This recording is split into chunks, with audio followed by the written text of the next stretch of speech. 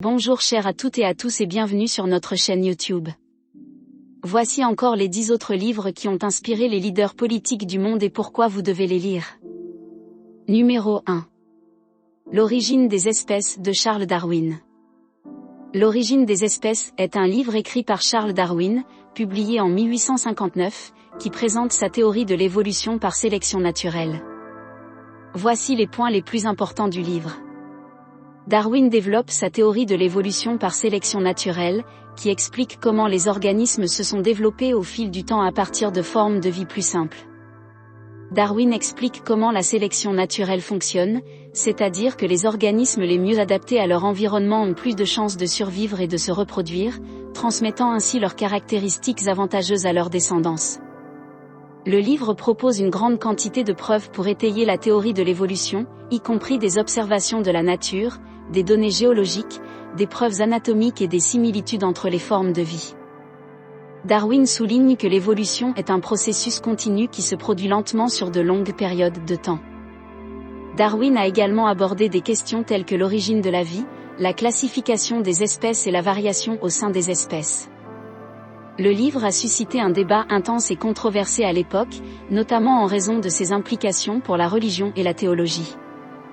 Depuis sa publication, L'origine des espèces est devenu l'un des livres les plus influents et les plus importants de l'histoire de la biologie et de la science en général. Le livre a eu un impact profond sur la façon dont les scientifiques et les penseurs comprennent la nature et l'origine de la vie, et a ouvert la voie à de nombreuses autres découvertes importantes dans le domaine de la biologie et de l'évolution. En résumé, L'origine des espèces est un livre majeur dans l'histoire de la science, qui a présenté la théorie de l'évolution par sélection naturelle de Darwin et a eu un impact profond sur notre compréhension de la vie et de l'univers qui nous entoure. Numéro 2. Le cercle des menteurs de Marie Karr.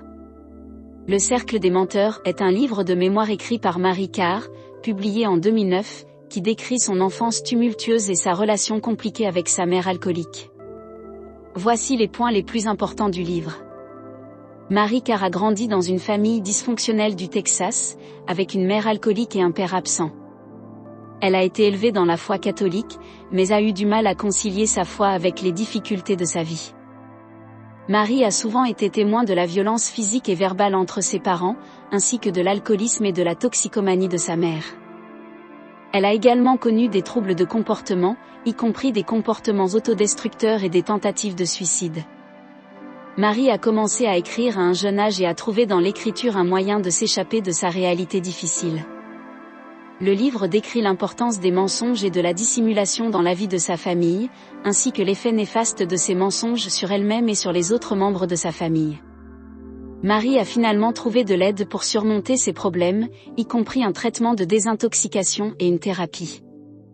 Le cercle des menteurs est un récit émouvant et poignant de l'enfance de Marie Karr, qui offre une perspective unique sur les effets de l'alcoolisme et de la violence familiale sur une jeune personne. En résumé, Le cercle des menteurs est un livre de mémoire profondément émouvant qui décrit l'enfance tumultueuse de Marie Karr et l'impact de l'alcoolisme et de la violence familiale sur sa vie. Le livre offre également des réflexions sur l'importance de la vérité et de la guérison dans la vie d'une personne. Numéro 3. L'héritage de la peur de Jules Verne. L'héritage de la peur est un roman de Jules Verne publié en 1899. Le livre suit l'histoire d'un jeune homme nommé Jean Tacona qui cherche à récupérer l'héritage de son père. Voici les points les plus importants du livre. Jean Tacona est un jeune homme sans argent qui apprend l'existence d'un héritage de son père décédé, mais qui est actuellement détenu par un ami de son père. Pour récupérer cet héritage, Jean doit traverser les États-Unis en compagnie d'un étrange personnage, William J. Hyperbone, qui prétend être un détective privé. Les deux hommes sont bientôt confrontés à une série de dangers, notamment des bandits, des chasseurs de primes et des milices locales qui cherchent à les empêcher d'atteindre leur destination. Jean et Hyperbone découvrent également un complot visant à s'emparer de l'héritage, impliquant un groupe de conspirateurs qui cherchent à utiliser l'argent pour financer une révolution en Amérique latine. Au fil de leur périple, Jean et Hyperbone doivent faire face à de nombreux obstacles et dangers, mais finissent par triompher de leurs ennemis et récupérer l'héritage de Jean. L'héritage de la peur est un roman d'aventure captivant qui offre un aperçu de la vie dans l'Ouest américain à la fin du XIXe siècle. En résumé, L'héritage de la peur est un roman d'aventure passionnant qui suit l'histoire de Jean Tacona et de son compagnon Hyperbone alors qu'ils traversent les États-Unis pour récupérer l'héritage du père de Jean. Le livre est rempli de dangers, d'obstacles et de conspirations, offrant un aperçu fascinant de la vie à la fin du XIXe siècle. Numéro 4. La Révolution française de Thomas Carlyle. La Révolution française est un livre de Thomas Carlyle publié en 1837. Il s'agit d'une œuvre historique qui examine les événements clés de la Révolution française, tels que la prise de la Bastille, la Terreur, l'exécution de Louis XVI, et la montée de Napoléon Bonaparte. Voici les points les plus importants du livre. Carlyle voit la Révolution française comme un moment décisif de l'histoire de l'humanité, marqué par un rejet de l'ordre établi et un désir d'égalité et de liberté. Carlyle considère que la Révolution française a été menée par une élite intellectuelle et éclairée, qui a pris conscience de l'injustice de la monarchie absolue et a été motivée par un idéalisme profond. Le livre de Carlyle décrit les événements clés de la Révolution, tels que la prise de la Bastille, la Terreur et l'exécution de Louis XVI, avec une précision historique et une intensité émotionnelle. Carlyle examine également la montée de Napoléon Bonaparte et les répercussions de la Révolution française sur l'Europe et le monde. Le livre de Carlyle est connu pour son style d'écriture passionné et évocateur, qui utilise des métaphores et des images saisissantes pour décrire les événements de la Révolution. La Révolution française est considérée comme un classique de l'histoire et un exemple de l'écriture romantique, qui cherche à capturer la grandeur et la tragédie de l'histoire. En résumé, La Révolution française est un livre historique important qui examine les événements clés de la Révolution française avec une précision historique et une intensité émotionnelle. Carlyle voit la Révolution comme un moment décisif de l'histoire de l'humanité, marqué par un rejet de l'ordre établi et un désir d'égalité et de liberté. Le livre est également connu pour son style d'écriture passionné et évocateur, qui utilise des métaphores et des images saisissantes pour décrire les événements de la Révolution. Numéro 5. L'univers dans une coquille de noix de Stephen Hawking. L'univers dans une coquille de noix est un livre écrit par le célèbre physicien Stephen Hawking en 2001. Ce livre est destiné au grand public et a pour but de présenter les théories les plus avancées en matière de physique théorique et d'astrophysique. Voici les points les plus importants du livre. Le livre commence par une présentation de l'histoire de la physique, depuis les premières observations des étoiles jusqu'aux théories les plus avancées de la physique quantique et de la relativité générale. Hawking explique ensuite les principes fondamentaux de l'univers, tels que la gravité, la relativité, les forces fondamentales, les particules subatomiques, et les dimensions de l'espace et du temps. Hawking présente ensuite les principales théories actuelles sur l'univers, telles que la théorie des cordes, la théorie M, et la théorie de la gravitation quantique en boucle.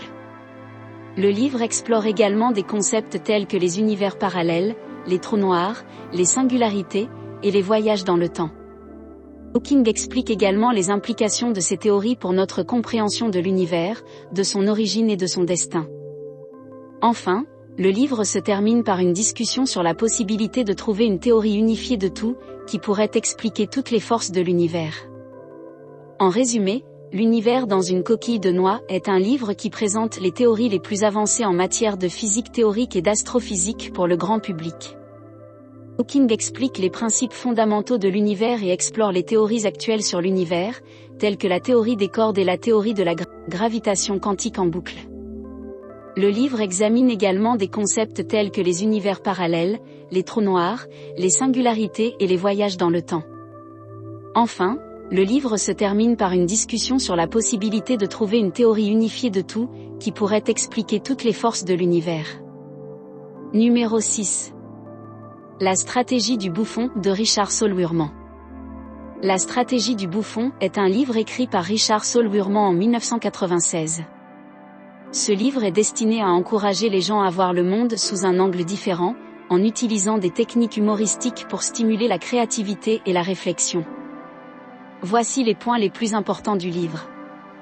Le livre commence par une discussion sur l'importance de l'humour dans notre vie, ainsi que sur les avantages qu'il peut apporter, tels que la réduction du stress et l'amélioration de la communication.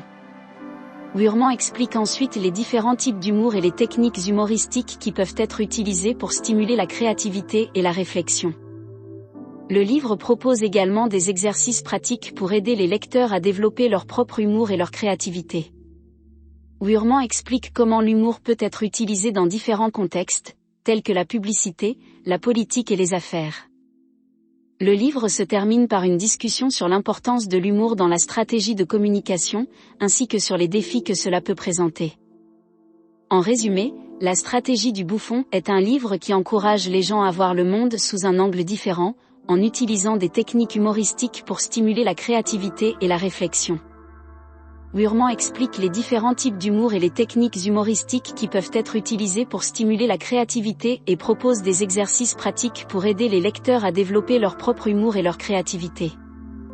Le livre explique également comment l'humour peut être utilisé dans différents contextes et se termine par une discussion sur l'importance de l'humour dans la stratégie de communication. Numéro 7. La ferme des animaux de George Orwell. La ferme des animaux est un roman allégorique de George Orwell publié en 1945. Il raconte l'histoire des animaux de la ferme qui se révoltent contre leurs propriétaires humains pour prendre le contrôle de la ferme et créer une société égalitaire où tous les animaux seraient libres et égaux. Voici les points les plus importants du livre. Les animaux se révoltent contre leurs propriétaires humains, le fermier Jones, et prennent le contrôle de la ferme. Ils établissent une nouvelle société où tous les animaux sont égaux et libres. Les cochons, menés par Napoléon, prennent rapidement le pouvoir et commencent à instaurer des règles et des lois qui favorisent leur propre groupe au détriment des autres animaux. Les animaux travaillent dur pour construire une société autonome, mais la situation empire rapidement et les cochons commencent à abuser de leur pouvoir. Les cochons utilisent la propagande et la manipulation pour justifier leur autorité et tromper les autres animaux. La société créée par les animaux se transforme en une dictature brutale dirigée par les cochons, qui finissent par devenir aussi corrompus et tyranniques que les humains qu'ils ont renversés. Le livre explore des thèmes tels que la corruption du pouvoir, la manipulation de la vérité, la révolution, la justice sociale et la lutte des classes. En résumé, La ferme des animaux est un roman allégorique qui raconte l'histoire des animaux de la ferme qui se révoltent contre leurs propriétaires humains pour créer une société égalitaire. Les cochons prennent rapidement le pouvoir et la situation empire, la société créée par les animaux se transformant en une dictature brutale. Le livre explore des thèmes tels que la corruption du pouvoir, la manipulation de la vérité, la révolution, la justice sociale et la lutte des classes. Numéro 8. Le Petit Prince d'Antoine de Saint-Exupéry. Le Petit Prince est un conte philosophique écrit par Antoine de Saint-Exupéry et publié en 1943. Il raconte l'histoire d'un pilote échoué dans le désert du Sahara qui rencontre un petit prince venu d'une autre planète. Voici les points les plus importants du livre. Le Petit Prince raconte sa vie et ses voyages sur différentes planètes, où il rencontre des personnages étranges et des adultes souvent égoïstes et narcissiques. Le Petit Prince a une vision du monde différente de celle des adultes, il est plus attentif aux choses simples et à la beauté de la nature. Le livre aborde des thèmes philosophiques tels que la solitude, l'amitié, l'amour, la mort, la vanité et la recherche de sens dans la vie. Le Petit Prince rencontre un renard qui lui apprend l'importance de l'amitié et de l'attachement, et lui donne une célèbre citation, « On ne voit bien qu'avec le cœur, l'essentiel est invisible pour les yeux ». À la fin du livre, le Petit Prince retourne sur sa planète, laissant le narrateur et le lecteur avec la leçon que le plus important dans la vie est invisible aux yeux. En résumé, Le Petit Prince est un conte philosophique qui raconte l'histoire d'un petit prince venu d'une autre planète, qui rencontre un pilote échoué dans le désert. Le livre aborde des thèmes philosophiques tels que la solitude, l'amitié, l'amour, la mort, la vanité et la recherche de sens dans la vie. Le Petit Prince a une vision du monde différente de celle des adultes, et sa rencontre avec un renard lui apprend l'importance de l'amitié et de l'attachement. À la fin du livre, le Petit Prince retourne sur sa planète, laissant le narrateur et le lecteur avec la leçon que le plus important dans la vie est invisible aux yeux. Numéro 9, L'art de la pensée claire de Rolf Dobelli. L'art de la pensée claire de Rolf Dobelli est un livre qui explore les erreurs de raisonnement communes que les gens commettent et offre des conseils pratiques pour améliorer la qualité de la pensée. Les points les plus importants du livre sont les suivants. Éviter les biais de confirmation. Nous avons tendance à chercher des preuves pour confirmer nos croyances existantes plutôt que d'examiner les preuves qui les contredisent. Éviter l'illusion de la corrélation. Nous avons tendance à voir des corrélations là où il n'y en a pas nécessairement, et à confondre la corrélation avec la causalité. Éviter les prévisions excessivement optimistes ou pessimistes. Nous avons tendance à surestimer ou à sous-estimer l'impact des événements futurs sur nos vies. Éviter les effets de halo. Nous avons tendance à généraliser nos impressions d'une personne ou d'une chose sur l'ensemble de sa personnalité ou de son fonctionnement. Éviter les biais de récence. Nous avons tendance à donner trop d'importance à des événements récents plutôt qu'à des événements plus significatifs. Le livre propose également des techniques pour améliorer la qualité de la pensée, notamment en remettant en question les croyances existantes, en recherchant des preuves contradictoires, en évitant les jugements rapides et en adoptant une attitude sceptique.